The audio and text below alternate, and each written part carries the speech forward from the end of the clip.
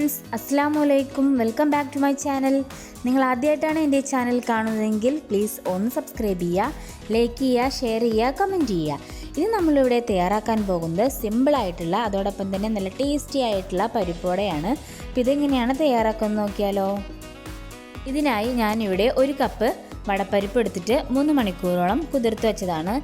ഇത് നമുക്ക് മിക്സിയിലിട്ടൊന്ന് ക്രഷ് ചെയ്തെടുക്കണം. ഇതിലേക്ക് നമ്മൾ എടുത്തിട്ടുള്ളത് 10 ചെറിയ ഉള്ളി, അതോടൊപ്പം തന്നെ 4-5 അല്ലി വെളുത്തുള്ളിയും ചെറുതായി അരിഞ്ഞതാണ്.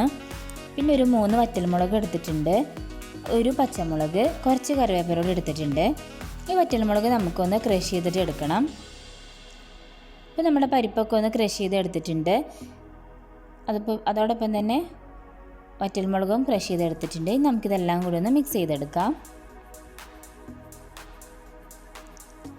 ചെറിയ ഉള്ളിയും വെളുത്തുള്ളിയും അരിഞ്ഞത് ഇട്ട് കൊടുക്കാം. കറിവേപ്പില,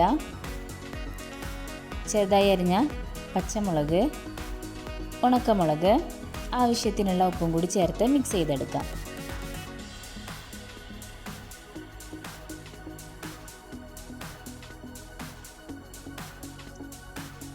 ഇതിലേക്ക് കുറച്ച് മല്ലിയില കൂടി ഇട്ട് കൊടുക്കുന്നുണ്ട്. ഇനി നമുക്കിത് അരമണിക്കൂർ മാറ്റി വെക്കാം.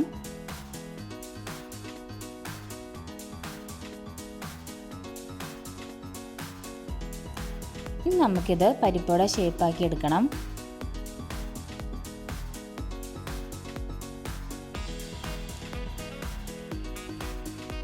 ഒരു പാത്രത്തിലേക്ക് ഫ്രൈ ചെയ്യാൻ ആവശ്യമായിട്ടുള്ള ഓയിൽ ഒഴിച്ചു കൊടുത്തിട്ടുണ്ട്. നമുക്ക് ഓരോ പരിപ്പോടായിട്ട് ഇട്ട് കൊടുക്കാം.